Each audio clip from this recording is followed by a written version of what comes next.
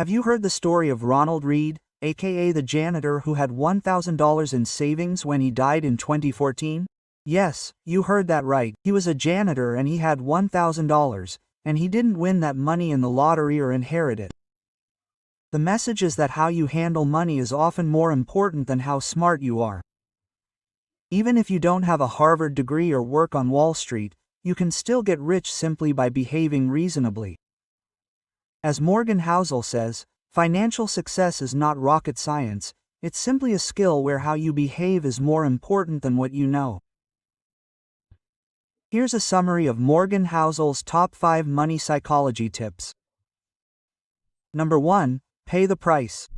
Let's say you want a nice new watch and you go to the store to check out the deals. Do you really want something that will impress your friends and the lovely lady you're dating? Now you have 2 options. Either you pay for the watch or you steal it and run because you've already done your cardio, right? I guess you would choose option number 1 regardless of your physical ability. You would pull out your card and pay because it's the right thing to do. The point is, you know that having a new watch comes at a price, and the same goes for investing, too. Great investors often say that in order to get high returns, you need to have a somewhat concentrated portfolio. Peter Lynch, perhaps, being the exception. A concentrated portfolio has one characteristic: volatility. This is the price you pay for getting high returns in the stock market over the long term. If you don't have the stomach to stay the course when your net worth drops 20% in a single week and 2 of your biggest investments post quarterly earnings below analysts' expectations, don't try to maximize your returns, because the higher the returns, the higher this fee tends to be. Let's say that 10 years ago you could already see the bright future of Netflix. You invested a large portion of your net worth in its stock. Today, you would be quite wealthy. However, you could afford to pay the price for this trip. Netflix has experienced many significant declines during this period. Would you have stayed on that boat during 2011 when Netflix lost tons of customers and its stock price fell 80% from its peak in the following months? Your portfolio would have been in terrible shape. What would you tell your wife and kids? Could you stand to face them knowing that you could have jeopardized their future? Would you still think Netflix was a good idea? This is an extreme example. But even if your investing approach is less extreme than Netflix's, you will still pay the price of volatility. Let's say you bought an index fund on the S&P 500 in 1980. You would have to face 13 years where your investment portfolio would have been down 20% from its peak and 8 months where it would have been down 50%. That's really tough. Investing in the stock market is highly profitable and creates wealth like few other things. But don't be fooled, it's not free. All investors will experience volatility, and you have to see it as the price you pay for a better future. Number 2, it's never enough. Capitalism is great at 2 things: creating wealth and creating envy. The need to outdo your neighbors, coworkers, and friends can help you work hard and push yourself to achieve. And of course, being motivated to be more productive and meaningful is a good thing. But social comparison can also make us feel like we're never enough. Let's look at some statistics. To be in the top 1% of the United States, you'd have to make about $100,000 a year. That's what a highly specialized physician, let's call him Marco, makes. And by almost any standard, Marco would be considered wealthy. He can afford to drive nice cars, go on vacation to exotic countries, maybe hire someone to do work that he finds tedious, and so on. Marco has felt good about himself and what he's achieved financially in his life. Well, that was until he bought his own house in a wealthy neighborhood and realized he had Pedro as a neighbor. Pedro is in the top 1% of the 1%. Pedro is the CEO of a large public company and makes a whopping $1,000 a year. You would think that Pedro would be pleased with his financial accomplishments, but he is not.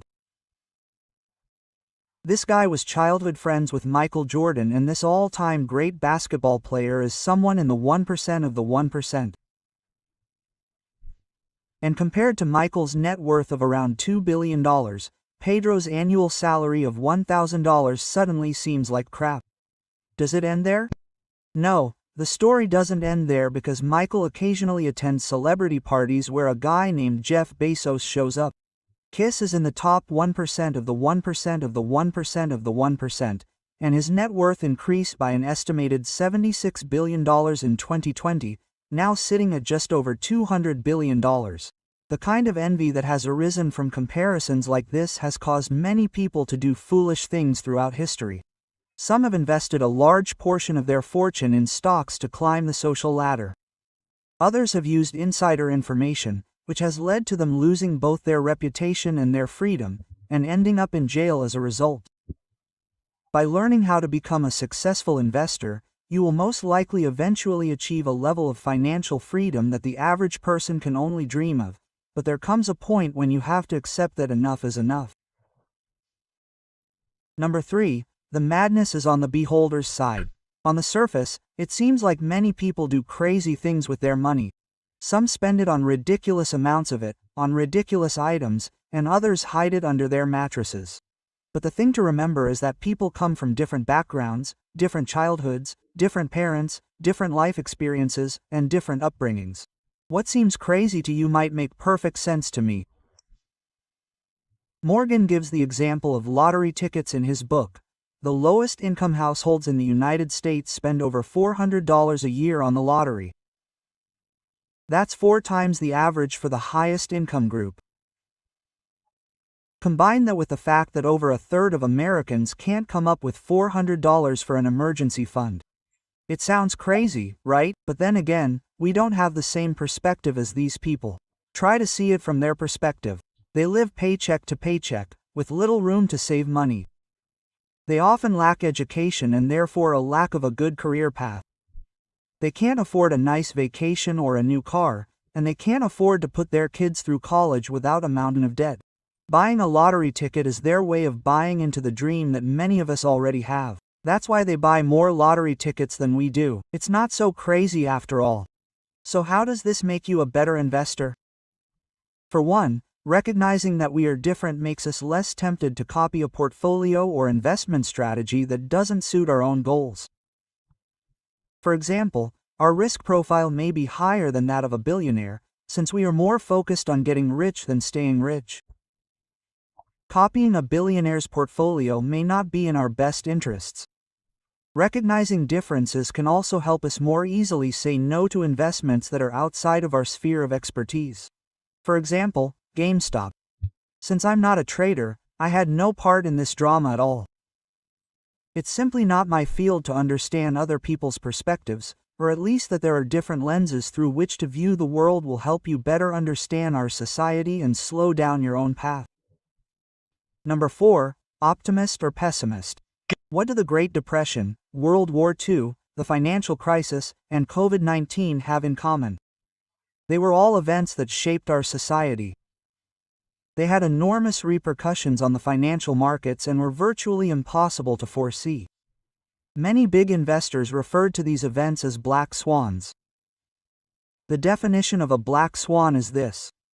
1. Nothing that has happened before can convincingly point to the possibility of it happening. 2. It has an extreme impact. 3. Human nature tricks us into thinking that we should have known it was going to happen all along. Imagine it's Black Monday, 1987. How would you have reacted if the market had lost almost a quarter of its value in a single day? Would you have been one of those screaming sell? Or would you have been able to ride out the storm, perhaps by investing in other stocks that you had been holding on to? Here's an interesting fact. If you had invested in the S&P 500 index 20 years ago, but missed the best 4 days of market returns, you would have returned 164% instead of 291%. That's a pretty big difference. The lesson here is that it's more useful to prepare mentally and financially for a disaster that you can't foresee than to wait until you can react before everyone else. Stop listening to macroeconomic projections. The things that will cause the greatest fear among the investment community in the future are the things that are unlikely to be foreseen. Number 5. The lure of pessimism. If I gave you a bunch of reasons why the market would crash later this year, such as massive global debt, the return of inflation, geopolitical conflicts, or another pandemic, you would likely be intrigued and perhaps end up with a fairly negative view of where we are in the market cycle right now. Instead, I gave you examples of why things are likely to keep getting better, such as how life expectancy is increasing, sustainable energy is getting cheaper, or computing power is exploding. Chances are, you wouldn't give them any thought. We all know that pessimists seem more intelligent than optimists, who seem naive by comparison. Why is that? Daniel Kahneman, author of Thinking Fast and Slow, argues that our predisposition toward losses and listening to pessimists is an evolutionary trait. When directly compared or plotted against each other, losses outweigh gains. Organisms that treat threats as more urgent than opportunities are more likely to survive. We tend to listen to pessimists more attentively, not just for evolutionary reasons but also because tragedies and setbacks occur over much shorter periods of time, allowing us to create an intriguing and persuasive story around them, and so they get more attention. To create an optimistic story about the future, we need to look at longer time horizons. This often becomes vaguer and less dramatic. Knowing that you might be more impressed by a pessimist than an optimist can help you be less extreme about the future. The world is better than you think, as the Swedish Hans Rosling would have said. You won't get rich in the stock market without paying the price of volatility. Envy is the worst of the 7 deadly sins. Never risk what you have and need for what you don't have and don't need. Different perspectives make different paths rational or irrational.